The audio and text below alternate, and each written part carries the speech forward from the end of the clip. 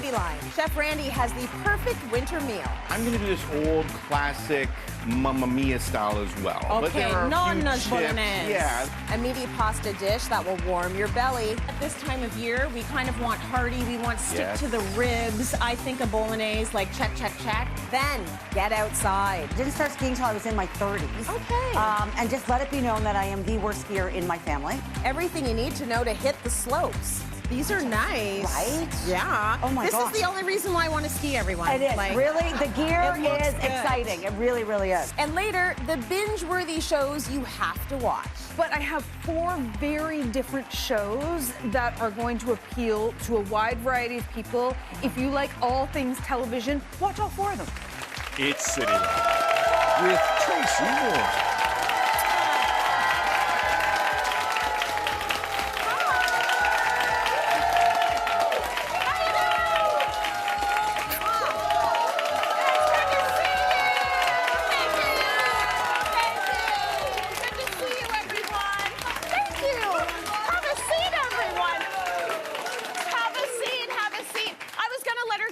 Because she's like, you look amazing. I love you in the pink jacket over there. Welcome to Cityline, everyone. We're going to start this week off with binge-worthy shows you don't want to miss, plus everything you need to know to start skiing if you want to ski. But first, we've got a cozy meal to warm you up from Chef Randy Feltis in the kitchen. Randy. All right, it's cold. It's getting dark early. You've got the recipe for the perfect winter meal. What are you making today? Tracy, we have this thing on the stove that everyone needs to have the stove all winter long. We are making the classic meat bolognese. Meat bolognese. Yeah. What do we think of that? They're into it. Now, we think at this time of year, we kind of want hearty. We want stick to the ribs. I think a bolognese, like check, check, check. It fills all the boxes. And you're going to do this Chef Randy style, as always. I'm going to do this old classic Mamma Mia style as well. Okay, but there are a few chips. Bolognese. Yeah, this is going to be... Because, you know, there's certain dishes you really can't change that much. Yeah. They're perfect in every single way. Yeah. The other thing about winter, Tracy, is I don't mind eating the same meal over and over again every single day. That's me all year round. Like, honestly, I can eat the same meal so many days in a row, and I know, like, my one kid is like me, the other one is like, fresh every day, please, just like Daddy. So Daddy wants things fresh. I'm like, again and again and again. I'm into it. Summertime, I'm fresh, fresh, fresh. But as soon as it gets cold, I just want something warm, and I want it, like, maybe I'm lazier, I'm lethargic. I'm like, just throw the bolognese back on and heat it up. And this dish just gets better day 2, day 3. That is poppin', Chef. And she's going hard now, isn't it? Look at that. Well, you need to get the temperature up because we got the beef cooked off and the pork cooked off, but now we go with the mirepoix. So we go celery, carrots, and onions. We're going to get some color in there. So beef and pork, is that the regular pairing? I'm kind of contradiction because the Italian classic is a trio with the veal, the pork, and the beef. Yeah. But I don't know what veal brings to the party. Okay, so we just left the veal out. We left that out and we go with the beef, equal parts beef and pork because the pork is magical. You need it for that flavor. It just melts. It gives it that extra depth. And then I go fatty ground beef. I go like medium ground beef because I want that big beef flavor. Flavor, flavor, flavor. Yes. Now, you've got it crumbled to, like, such a good, tiny consistency. Yes. Is that on purpose? Like, you don't want the chunks in there? You don't want big bits in there. I'm okay with the chunks. I love meatballs, but if we're making meatballs, we're making meatballs. This is not. This is a meat sauce. We want tiny little pebbles just stick into the noodles like, hey, how you doing? There's me and my 1,000 friends in here. That's truly what we're looking for. So what you want to do is you want to start your meat off first, extra virgin olive oil, and beat it with a potato masher. Like, beat it like it owes you money. Don't be afraid. You know, just beat it up and break it down into tiny little bits. Nice. Okay, so we're on to the tomato paste now. That is the important one. Are you picky about your paste? I'm picky about everything. But listen, when it comes to tomato products, especially tomato paste, the more expensive it is, the better it is. I hate to say it, but you get what you pay for. Yeah. If you're buying the cheaper ones, just use more of it and reduce it down.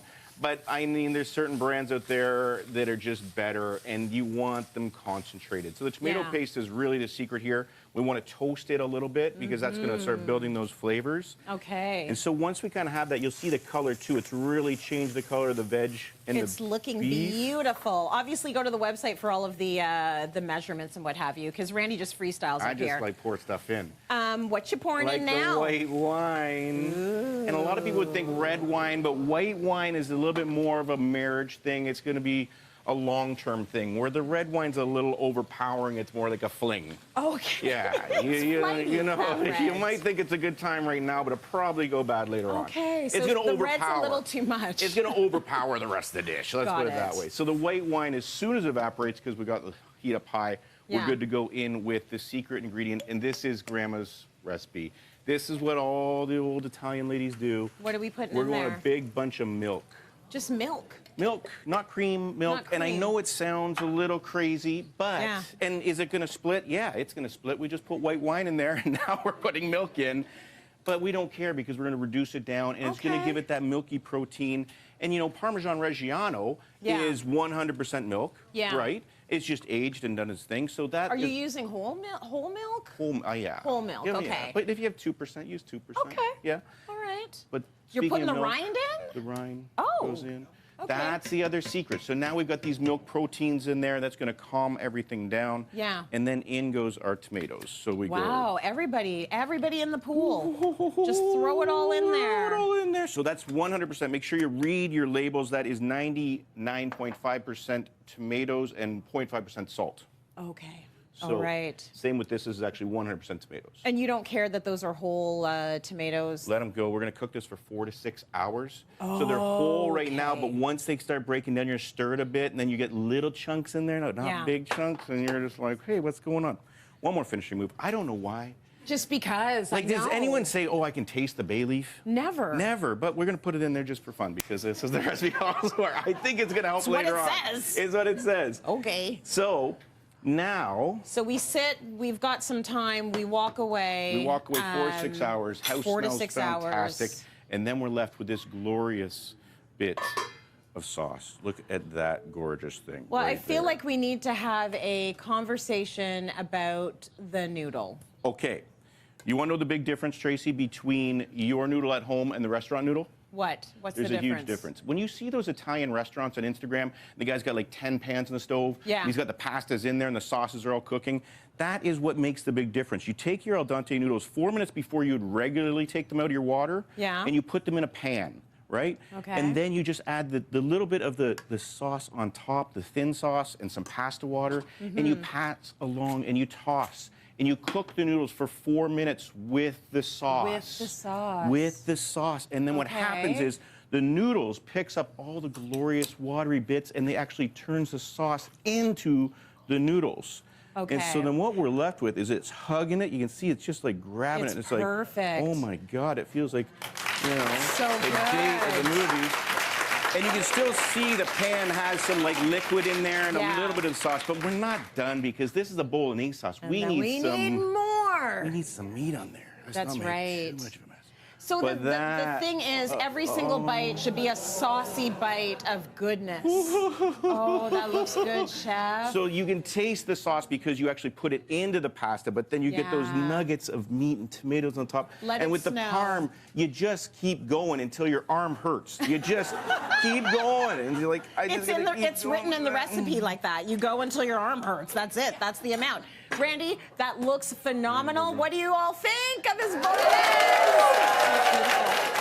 He's going to come back later with another recipe. Go see this one at cityline.tv. Let's go to break. We got more coming up. Stay with us. Coming up, I promise you this will all make sense. That's going to give you a little gentle push. Oh, there you go. You are actually goofy.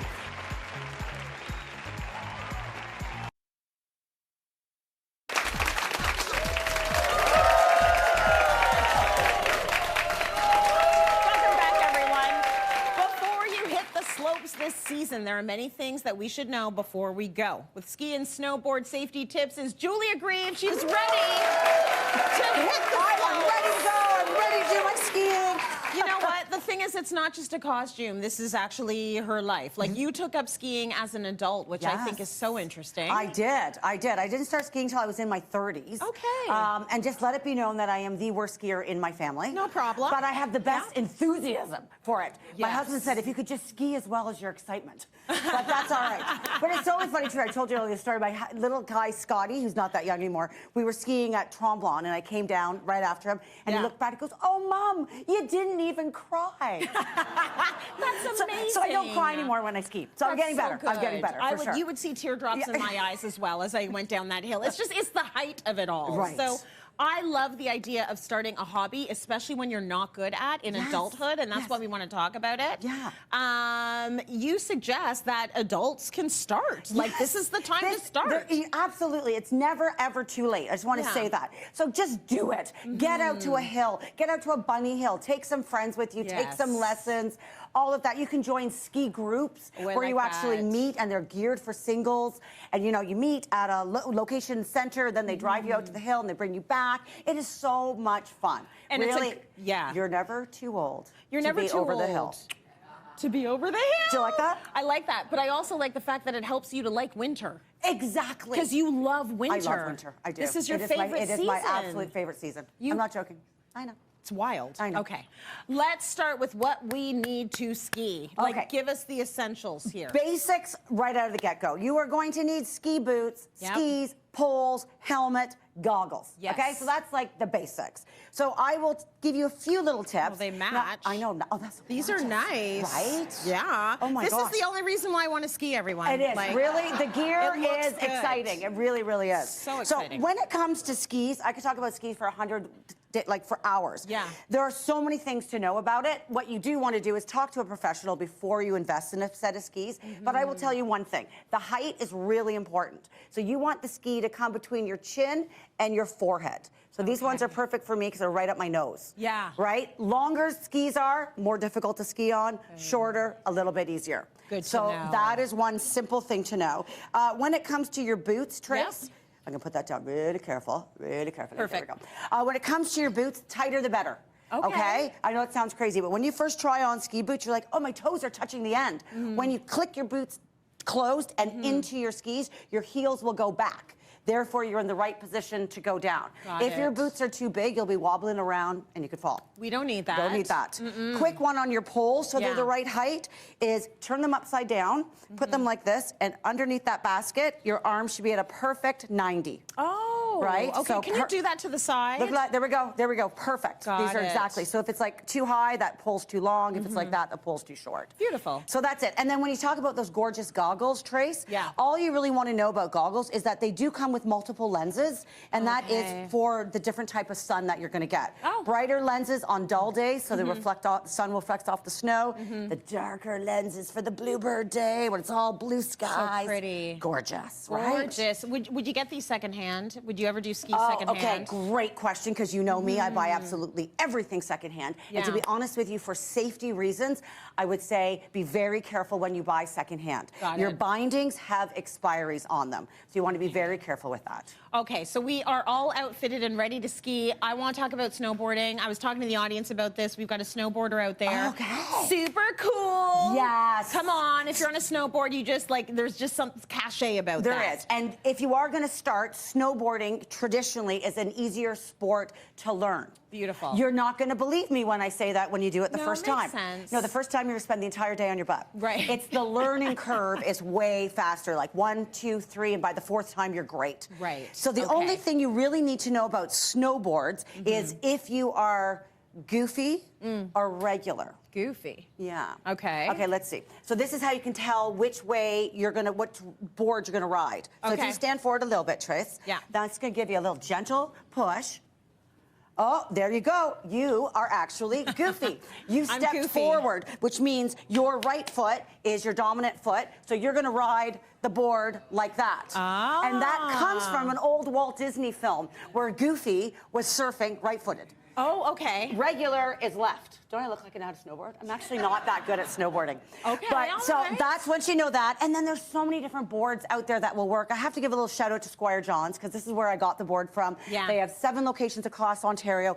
so helpful. Yeah. Like they Oh, know they their are. stuff. Good. So going in there and learning is really, really important. If you're new, that's what you want. You want to Absolutely. be with people who know their stuff. Absolutely. Same thing for the boots. The boots are real. The nice thing about snowboard boots is that you can wear those all day long. Like you click into your board, and then they're really comfortable to wear all day. Ski boots, not so comfortable. You do not want to wear those all day long, for sure. Okay. Let's talk about the look. This is what I like about skiing. I know, This right? is the après situation. I know, this is what it's all about. But really, the main thing is when you're wanting to stay warm, we talk about layers and layers and layers. Number one thing is stay away from cotton. I know, sounds so crazy. But cotton absolutely absorbs all of your moisture. So it gets wet. Then you get cold. Yes. That is not fun. No. So you really want to get a base layer that's got a merino wool mix in the fabric. This one's from Mountain Equipment Co-op. Awesome, lightweight, so great. Yep. Then Tracy's going to change your whole game on skiing right here, right now. These are battery-operated heated socks. Oh, yeah. Oh, yeah. Yes. I your don't need to toes, go skiing you can for those. control I want it, those now. Bluetooth through your phone if you want them hotter. Same with the gloves, these ones as well. Keeping your toes and fingers warm. That's will keep you on the hill beautiful. longer. Yeah, or even walking the dog, I would use those. That's Right. amazing. Jules, thank you so much for that. That's so good. In our efforts to get you outside to enjoy the winter, we actually sent Jules on another adventure. Buckle your boots and fasten your snowshoes. It's time to get outside.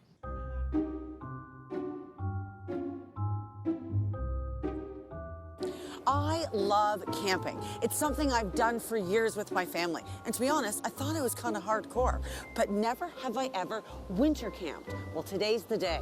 I've got just the guy. What is it that you love about the outside?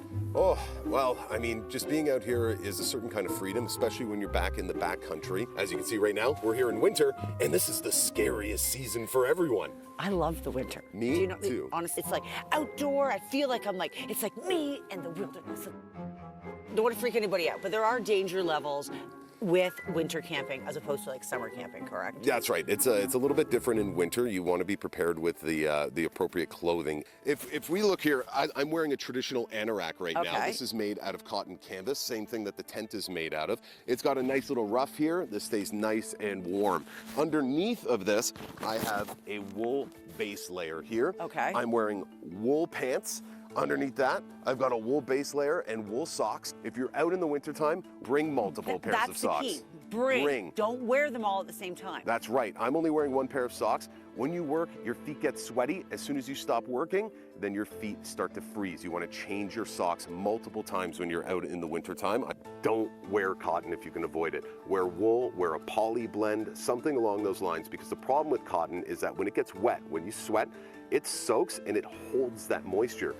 Wool will actually wick that moisture away from you, and then you can just dust it off and then it's gone. But cotton will freeze, and when cotton freezes, you're going to freeze along with it. Obviously. All right, let's go talk some tents. All right.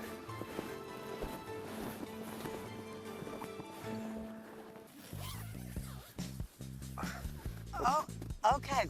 This is small. It's a little tight. I like to call it cozy. So this is the Marmot Thor. This was given to me by Algonquin Outfitters. You can see it's tight quarters, couple of people, lots of body That's what I heat. say, old-fashioned body heat, baby. That's right. Bring a stove and a canister of gas or something so that you can boil water and for sure have a way of heating your food and having some water. Yeah. But not in here. Not in here. Don't do it in here. No. We're sleeping here. Outside. That's it. Okay, got it. This is a 4-season winter tent for cold tenting. And this is what most people would probably think about when you're thinking winter camping in the winter, right? Yes. Yes, this is a very strong tent. It's a little bit thicker than what you'd get for a summer tent, and it's got many more pulls, which helps to keep its rigidity throughout the night so that lots of snow can fall on it like it did last night. Okay. I want to show you how I like to camp. So let's head over this way. Okay, I'm interested in that. Okay, so welcome to my hot tent, and I'm sure you can notice a difference in here temperature-wise pretty quickly. This is amazing. This is so warm. Like, this is very pleasant. This is very nice. Let's get a little syrup on there. Oh my God, that's so good. Right? And this is a traditional canvas hot tent. These have been used in this country for a very, very long time. Okay, but does the stove come with it? Like, you carry the stove, everything? Yes, you have to remember, when you come winter camping, everything that comes into the backcountry, you're bringing in as well. So all of this is packed down and then loaded onto a sled and then tied onto the sled, attached to my pack on my back, and then trekked right into the woods. With some places like here in Algonquin Park, you can bring bags of wood in. You can buy them at the gate and then you can bring them in. Another thing, you're sitting on a cot right now. Very important that if you're going to be in one of these tents, you want to get yourself up off the ground. You don't want to lay right down in the snow. That's essentially it for a hot tent, but you know what? There's a lot more fun that comes with winter camping too. You like fun, don't you? I love fun. I'm fun gal. Oh, Mike, I love a good snowshoe. I feel like I could go anywhere with snowshoes on. It's awesome. Snowshoes are amazing, and they're a great way for you to get into the wilderness and get on top of deep snow and be able to get into places that you normally wouldn't be able to get. That's the fun thing about winter camping. Get outside and get to places where other people can't get to. Oh my God, Mike, this has been so awesome. Thank you so much. You've inspired me. I hope you inspire everybody else to just get outside. Well, thank you very much. Outside. My pleasure.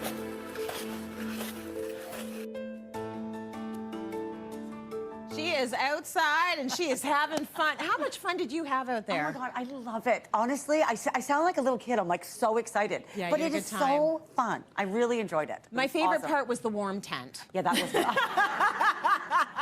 Thanks to our friends at Destination Ontario, one lucky audience member will win a 2024 Ontario Parks annual day use permit, which gives you unlimited day use entry to over 100 provincial parks. Let me tell you, provincial parks are the way to do it. They're amazing. That's how I grew up, going to the beach at the provincial parks.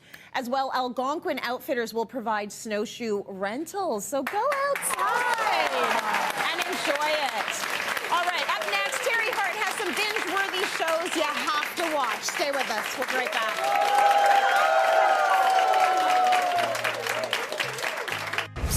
You, yes, you. I've got a seat in Cityline's audience waiting just for you. Head to cityline.tv/tickets to go behind the scenes with your favorite experts, the chance at great giveaways, plus all the unexpected fun of bringing Cityline to your screens.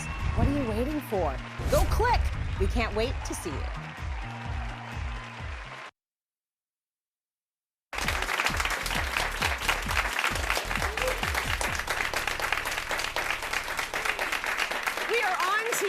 But the thing is, whenever I get to see Teri Hart, the conversation just flows. So I'm going to share you with everyone else now.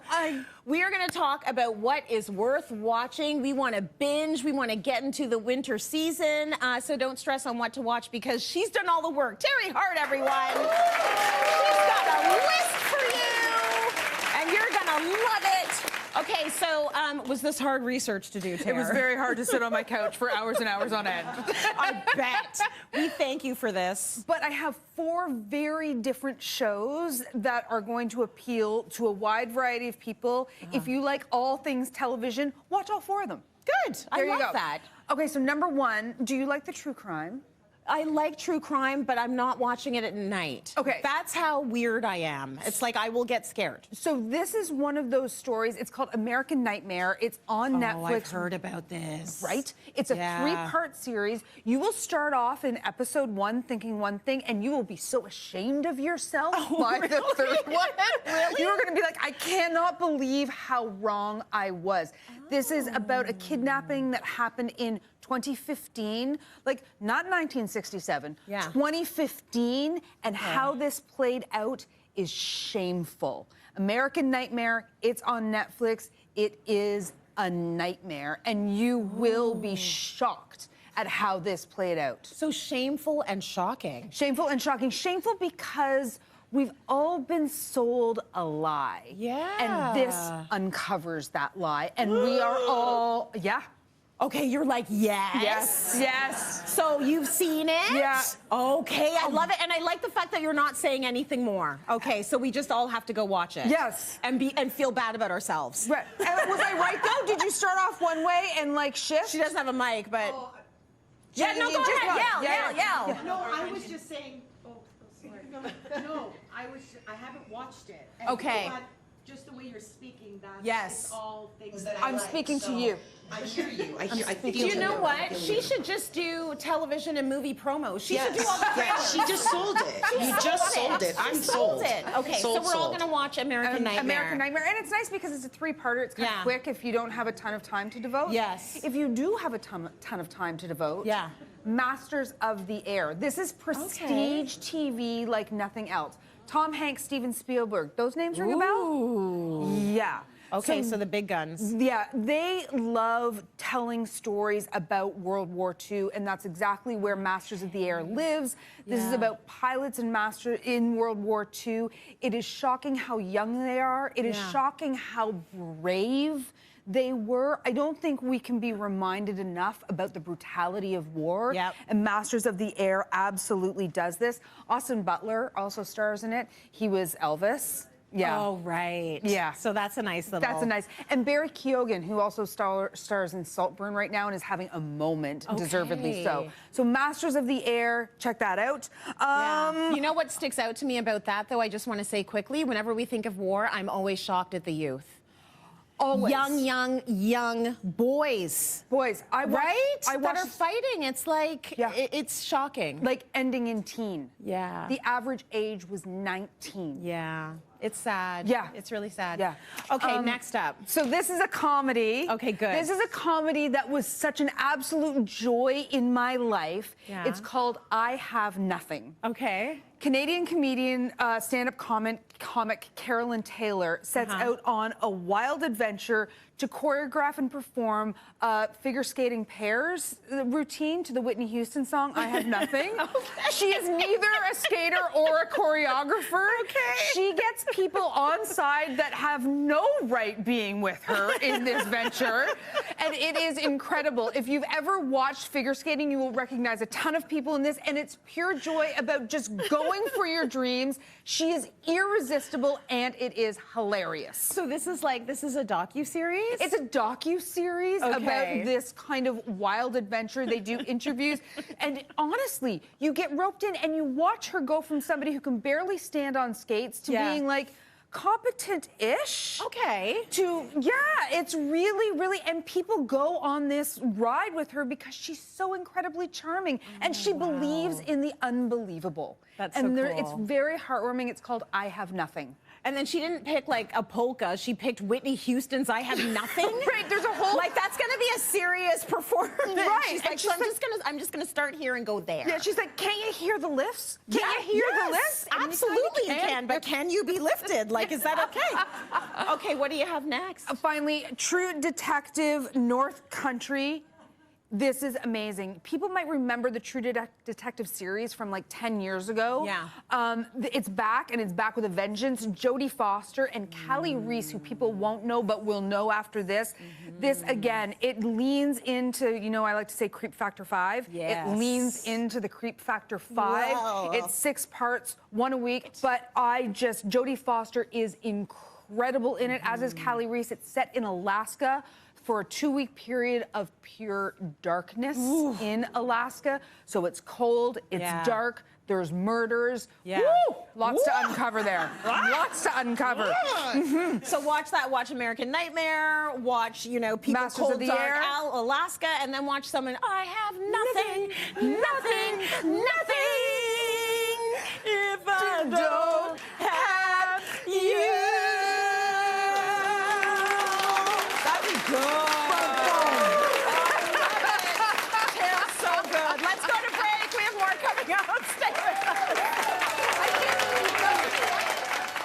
Coming up, a tasty chicken chili that's easy to make. Because there's not a lot of skill involved here. I'm just being honest. What you say, we're just you're going to a pro. cook the chicken until it's done, and then we're going to shred it up. We're going to put it back in.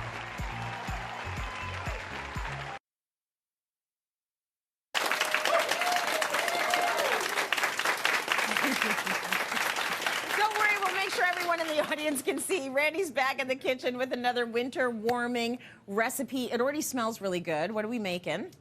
green chicken chili. Green chicken chili. Doesn't that sound nice? Yeah. It sounds beautiful. Is it like super spicy chili?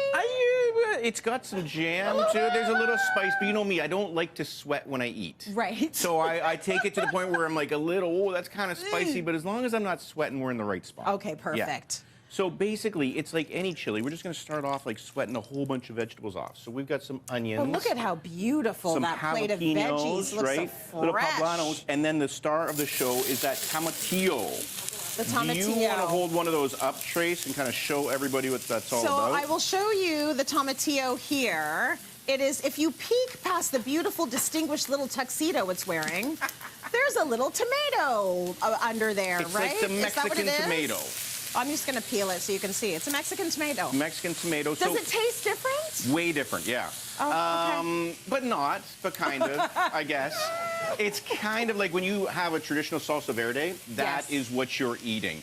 It breaks down kind of the same way, so kind of like a tomato sausage. Watery. But vibrant and tangy, almost citrusy. Oh, so kind of like, you know, that green sauce you get in your taco, and you're like, why is that? That's the tomatillo. That's the tomatillo. So that is the base of our green chicken chili. Got it. As well as some spices. So we've got some chili powder in there and some cumin. Nice. All right. And what do you got in your chili powder? Well, I just bought chili powder. But okay, all right. Let's be honest. Let's be honest. It's just a whole bunch of dried up peppers, like different stuff, a little bit of garlic paste and onion. Whoa. Is it getting a little? It's a little bit. Yeah, it gets right in your nose. Should I get you a glass of wine or something? Do you have one? Yeah. Well, did you bring more than what you had in the little container for the other recipe? We'll wait till break. I'll bust out the real thing. I mean, there's definitely wine somewhere in the studio because it's us. So it's got to be somewhere in the studio. We'll break it out after. So we got all of the good fresh stuff. We got the fresh stuff in there. Sautéing. We gotta talk chicken. It's a chicken chili, right? Let's talk chicken. Chicken thighs. It's the best. Stop buying chicken breasts. They're too expensive. This is value driven.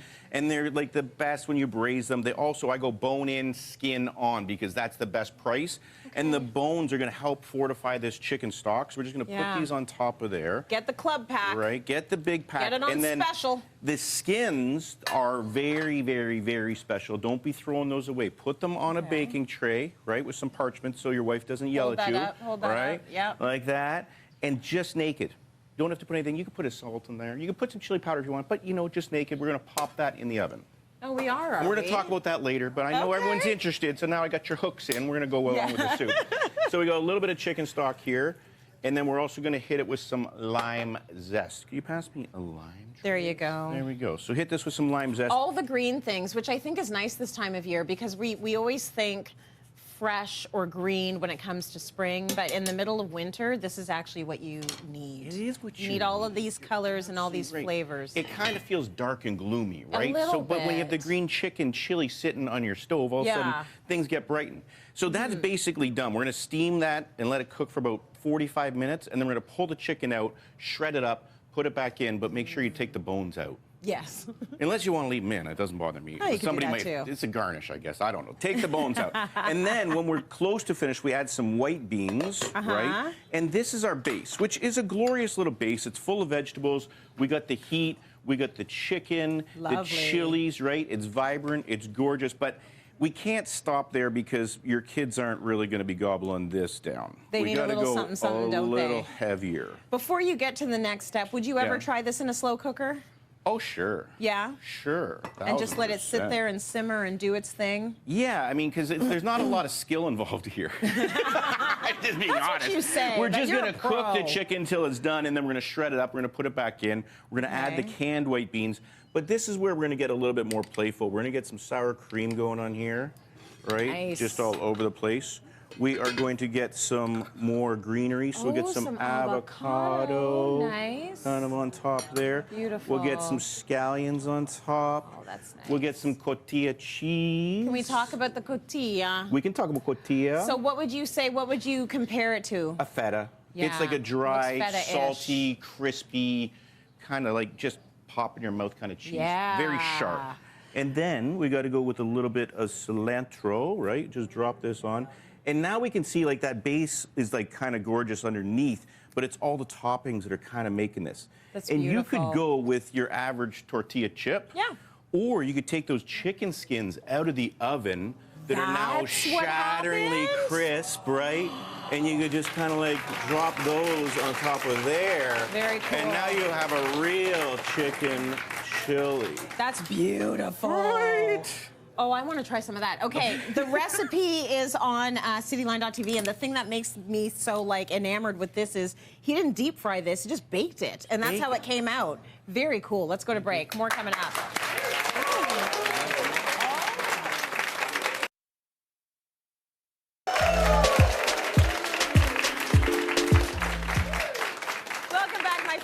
We recently aired an entire Cityline episode on the body, and oh my goodness, did you love it. We posted a video on our Instagram, and in one day, it hit 250,000 views. Yeah. It's probably at around like 400,000 now. We showed 5 women, all the same weight, and shocker, we all looked different. Why don't actually we drop the covering? Okay, sexy, I'll take it. The thing we all have in common is we are all the same weight. 185 pounds right across the board. Give it up for everyone for showing it all on national TV. I have Teri Hart back with us now. Tracy Moore is joining the conversation. I got to talk about this juggernaut. We do a lot of good work here on Cityline, and this show is definitely going to be put on the list of shows that we feel just struck a nerve and resonated with folks. And we pulled some of the comments we got from our viewers right across the world, because we have a lot of folks watching on YouTube as well. Here's the first one. I needed this show today. I think I cried through the whole show. I'm a 60-year-old. This episode is life-altering, feeling validated, feeling seen, feeling enough, sending love and appreciation. Thank you so much to Tessa for that.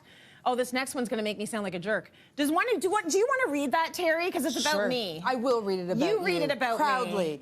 Tracy Moore, you are everything women need. You changed my life and my vision of my body at 62. My soul is healing, and I will be eternally grateful. The lifelong struggle has ended. That's from Muskoka Style, and that brings tears. Yeah. That is amazing. When someone can click like that, and they see it, and it's like, okay, now I do look at myself differently, because it was a very vulnerable thing for me to be a part of. And I will tell you, most things that my Cityline producers pitched to me, I'm like, yeah, let's do it. Yeah, let's take off our makeup. Yeah, sure, I'll peel off my clothes and show you my shapewear. This one, they were like, so can you just say your weight on the show? And I was like, yeah. And I had to really sit with myself, because why is that the why is that the limit? Why is that the thing? One more thing. This viewer said, had to share this and save it so I can have it on repeat. Thanks so much for putting this message out and helping us fight the messages we internalize and keep getting in our own way. So I want to talk to you two and ask you, are you surprised that this was such a big deal? T? No, not You're at all. not. Because I think it's because it wasn't just about one particular topic. It was literally about body image in general. Yeah. And I don't think that any woman gets through this life unscathed. Yeah. We all are affected by it, no matter what size you are, whether you are small, whether you are larger. It doesn't matter, tall, short. We all get affected by it. We're all told this one cookie cutter thing that we're supposed to look like.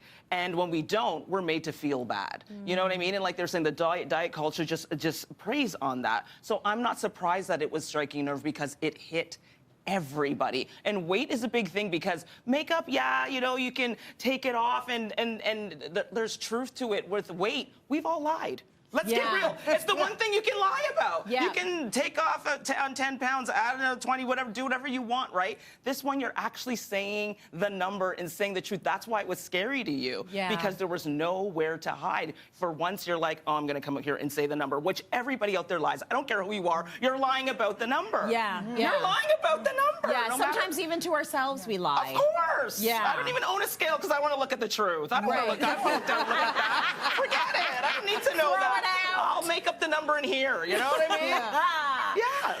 Teri, you said something interesting. So we all sort of have these little rules and tricks that we live and abide by, and sometimes we're not even thinking about the fact that, ooh, this is sort of what I've been basing my life on. You've got one that has to do with a number. Yeah, and feeling terrible about. I think I was about 12 years old, and somebody told me everybody starts at 100 pounds when they're 5 feet tall, and you get 5 more pounds for every inch that you're taller than 5 feet.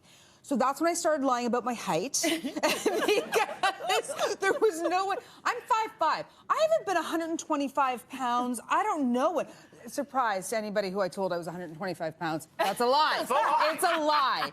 Nobody would buy it anyway. But that is the thing, and that lives rent-free in my head. That is something somebody told me that became a truth about a number. Yeah. And so 2 + 2, and how should everybody be the same? We all have different bodies. Yeah. And I think what was so powerful is the 5 women all weighing the same number on the scale and looking completely different. To Tracy's point, yes, people are lying, and people have lied our entire lives about the number.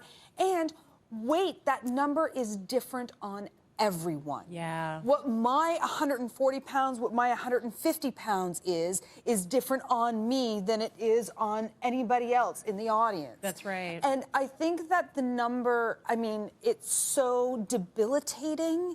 It's so all-encompassing when we think about how we look and how we feel.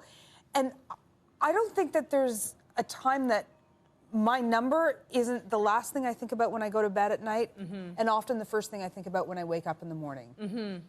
To hear you say that other people are also thinking about this and they're consumed by it, let's let it go. It's liberating. Let's let it go. We got to let it go. Because it doesn't mean anything now anymore, which was the kind of the point. I'm going to tell you what it is. We're all going to tell you what it is. And now please, like, let's not let it mean anything. T, I want to ask you this. We got a comment from a viewer that said, as a plus-sized woman, so many times people start off by giving me advice on how I can lose weight. I get this all the time, too.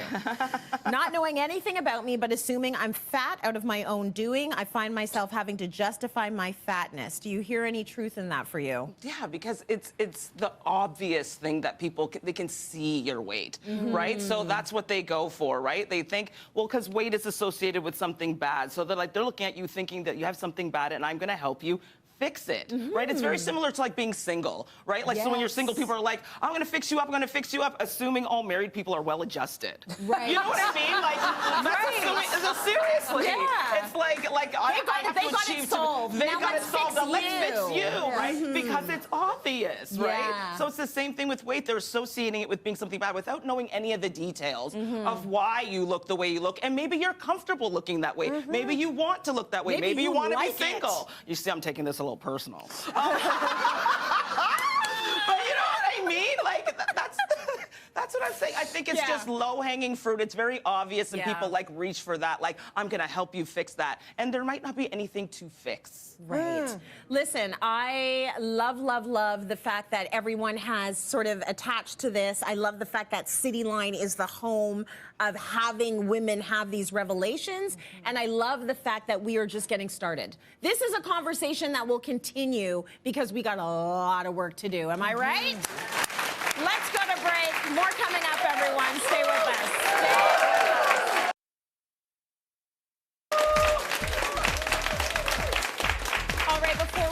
This month's Cityline Book Club pick is We Rip the World Apart by Charlene Carr. This is a sweeping, multi-generational story about motherhood, race, and secrets in the lives of 3 women. It goes deep. We would love for you to read along with us and join in the conversation on Twitter and Instagram using the hashtags ReadMore and Cityline Lit. Everyone in our audience is going to take home a copy of We Rip the World Apart. So many lessons in here, and it's just an incredible, sweeping story. I want to say a big thank you to our experts on the show today, Randy and Julia. Thank you, Teri and Trace. Thank you so much. Our audience, you're such sunshine. Thank you. And all of our viewers at home, we will see you tomorrow